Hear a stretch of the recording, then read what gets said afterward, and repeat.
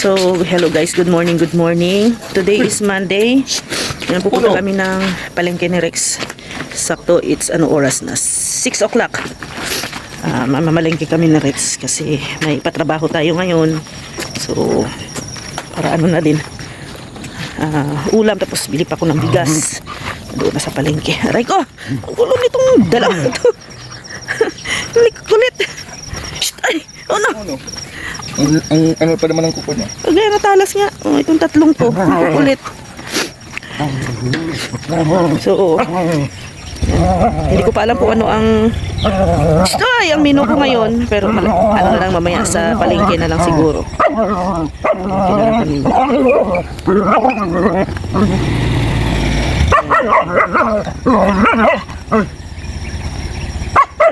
Ano yan oh. Kulit.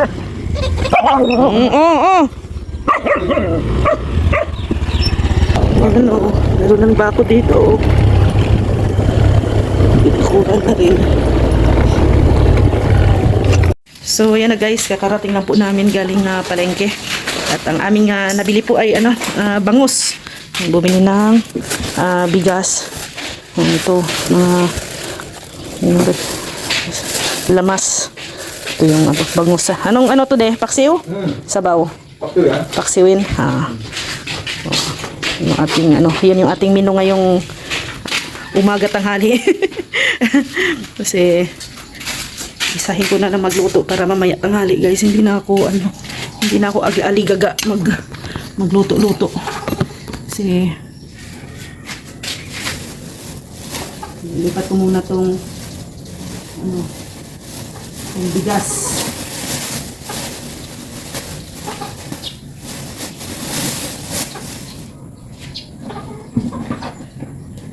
Ayan. Kumuna po.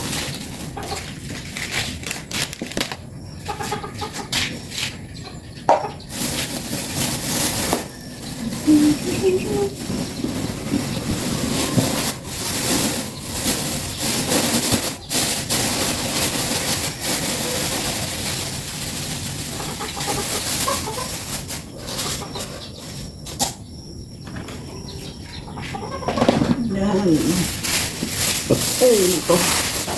So, mamaya, mga 7:30 or 8, na yun, duty na yun sila sila Gary dito.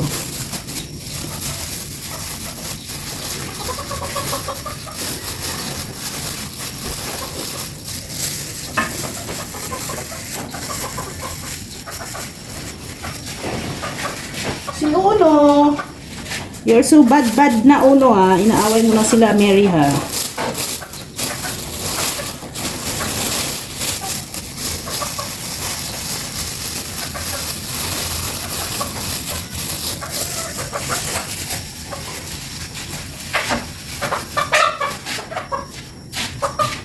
And ayan, syempre guys, maghuhugas muna ako ng mga kaldero natin. Ayan, yung mga natin, hindi na natin na hugasan. So dito ako naghuhugas ng kaldero sa labas. So dyan ako naghuhugas ng mga kaldero natin guys. Kung sa loob.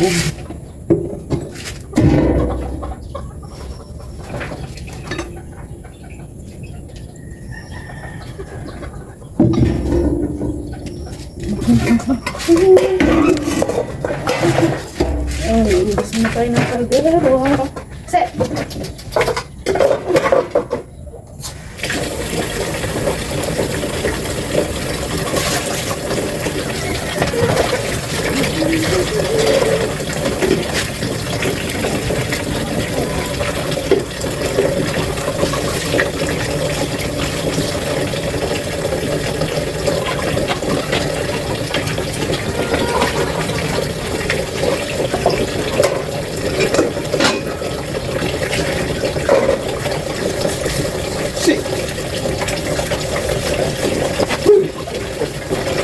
Alam mo na pagkain ito ng manok.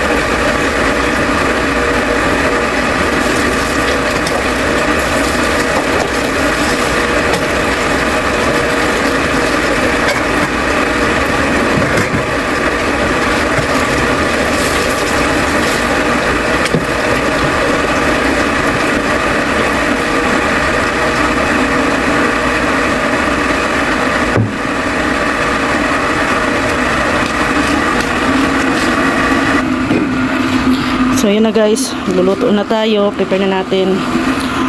Tapos na tayo linis ng ating mga kaldero. So ngayon naman, prepare natin yung ating ulam. Yan na hingal. Yan na hingal. Sabi, matataba daw itong bangos. Galing ano pa to din, oh?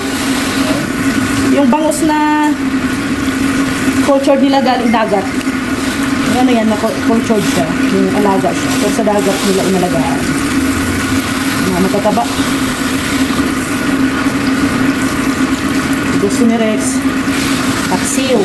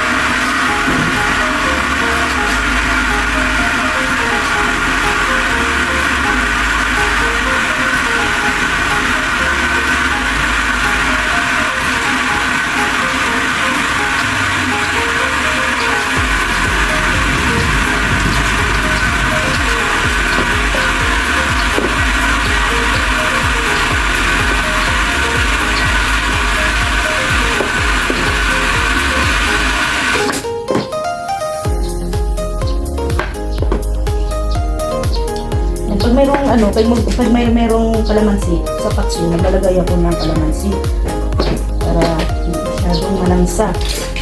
Hindi mo yung lansa ng isda. Kaya meron tayong kalamansi.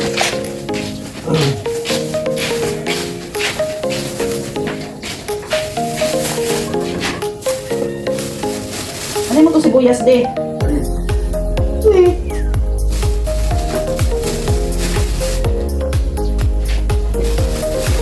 Lalagay din ako ng luya.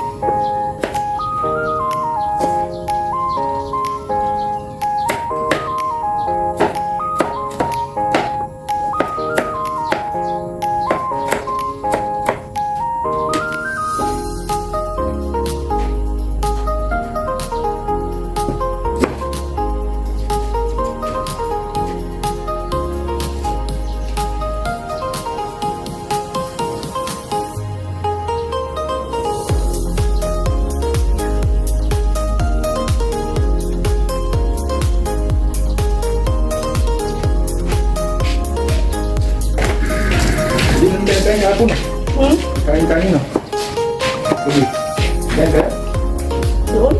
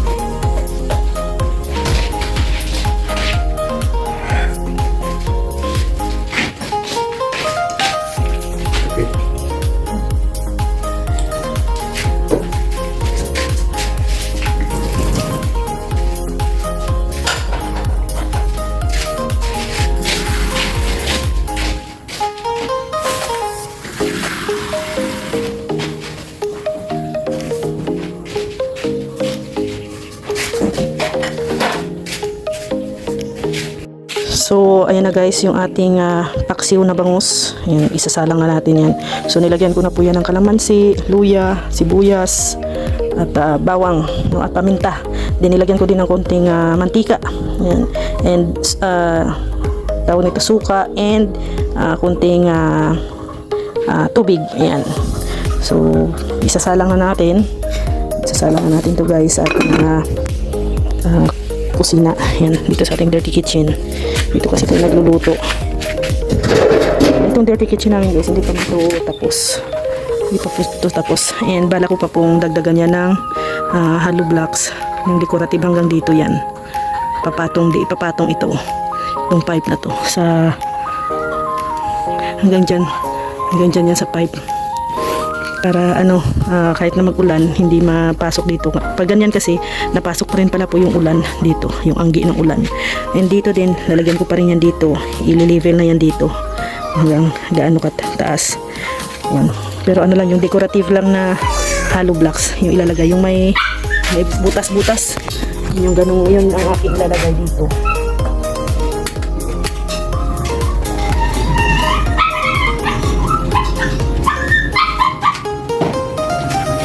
So, hindi pa po ito tapos guys. Tapos itong yung ilalim, dito po ilalagay yung mga ating kaldero, yung mga daily use kaldero dito yan. Dito ko yan ilalagay. So magkakaroon pa rin ng siguro ano lang yan. Ilalagay ko siguro yung cortina lang.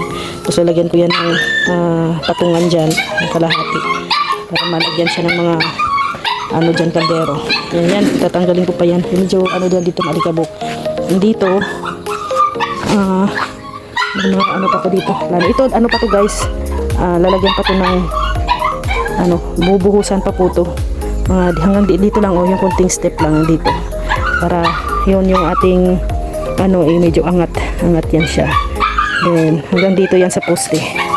Yan dito. So medyo angat yan. Hanggang yan dito, matago po to guys. Itong bakal na to. Maano po to. Plano po talaga namin yan na bubuhusan. Pero pag na po ito, i-level na lang po dito sa flooring. Yan po, flooringan pa po yan, i-extend. Then may nag-suggest sa akin na maglalagay daw ako ng lababo dito sa ating dirty kitchen para hindi daw tayo hirap pag maghugas. Kasi maghugas tayo ng kaldero guys dito. Dito ako naghuhugas ng kaldero kasi nandito yung faucet, no? And ayan, kaya nga pinag-iisipan ko pa kung saan ko ilalagay yung lababo. So either dito, hindi ko lang alam guys, either dito na side or doon na side. Yan, yung ating magiging lababo. Pero pwede din naman dito. Yung dito, yung maliit lang guys na lababo. Yung dito lang siya na yung lababo. Para daw po hindi ako mahirapan pag naghuhugas dito ng mga kaldero. Kasi actually talaga ayaw kong maghugas ng kaldero doon sa loob. So dito talaga yung mga hugasan ko sa labas. Pinggan lang po ang nasa loob, hinuhugasan. So either dito siguro, yan dito. Or dito. Hindi ko pa alam, pero mas bet ko dito, 'di ba? Dito na side. Maghugas ng kaldero. Lababo. Yung maliit lang na lababo, guys. So abangan na lang po kung ano po yung mga namin. Pero set aside muna natin tong dirty kitchen kasi hindi pa ito ang aking project ngayon, no? Ang ating project ngayon ay dito muna sa loob. Yan. Dito muna ito. Natin ito mamaya. Palitada. Ayan, papalitadahan yan. Palitada muna bago kisame kasi parang hanggang dito yung kisame, dito ay yung kisame. So kailangan talagang mapalitadahan. Palitada muna first. Di ba? Dito, ayan, okay naman na dito na side. Wala naman na problema dito na side. So dito na lang ating unahin. So ayan na guys, no. Maraming salamat sa pagsama sa akin ngayong umaga. So ina-update ko lang kayo guys sa ating mga ginagawa araw-araw. Lalo na ngayon na mayroon na naman tayong patrabaho, no, dito sa Dream House. Alam kong marami sa inyo ang nag-aabang ng update ng aming dream house, bahay, hanggang sa matapos. So, naging part na po kayo nitong ating ginagawa ngayon dito sa bahay. Kaya kailangan updated din po kayo. So, maraming salamat talaga kay Mami Inday Guapa, and kay Tita Evangeline of Hawaii, and kay Tita Jacqueline of California. Maraming salamat po sa inyong walang sawang pagsuporta, pagtulong po sa amin dito, no, sa aming munting bahay. So guys, maraming salamat, and mamaya po ay pag magsimula na po ang trabaho ngayon, mamaya i-update ko po kayo. So bye bye, God bless, and happy Monday sa lahat. Thank you po.